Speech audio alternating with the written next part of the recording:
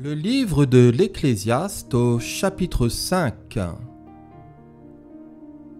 Ne te presse pas d'ouvrir la bouche et que ton cœur ne se hâte pas d'exprimer une parole devant Dieu. Car Dieu est au ciel et toi sur la terre. Que tes paroles soient donc peu nombreuses. Car si les songes naissent de la multitude des occupations, la voix de l'insensé se fait entendre dans la multitude des paroles.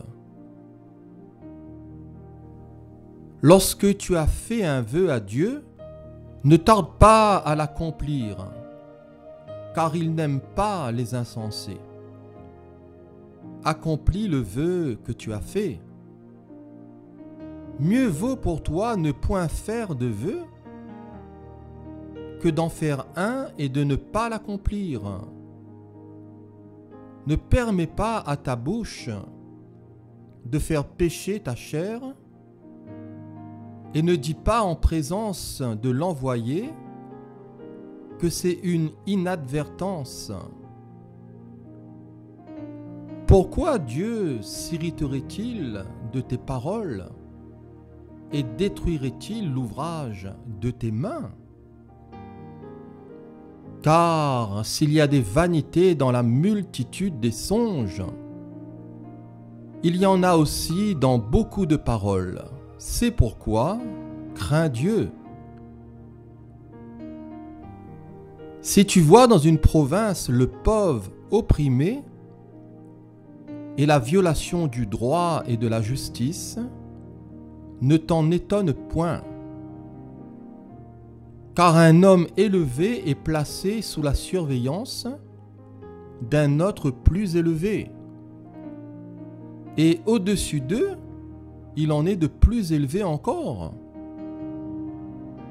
Un avantage pour le pays à tous égards, c'est un roi honoré du pays.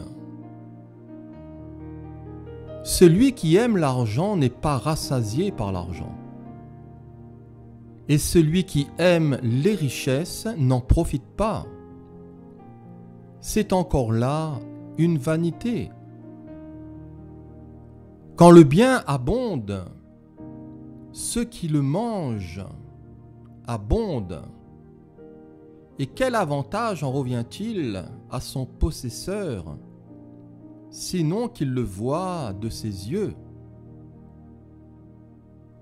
Le sommeil du travailleur est doux, qu'il ait peu ou beaucoup à manger, mais le rassasiement du riche ne le laisse pas dormir. Il est un mal grave que j'ai vu sous le soleil, des richesses conservées pour son malheur par celui qui les possède. Ces richesses se perdent par quelques événements fâcheux. Il a engendré un fils et il ne reste rien entre ses mains. Comme il est sorti du ventre de sa mère, il s'en retourne nu ainsi qu'il était venu. Et pour son travail n'emporte rien qu'il puisse prendre dans sa main.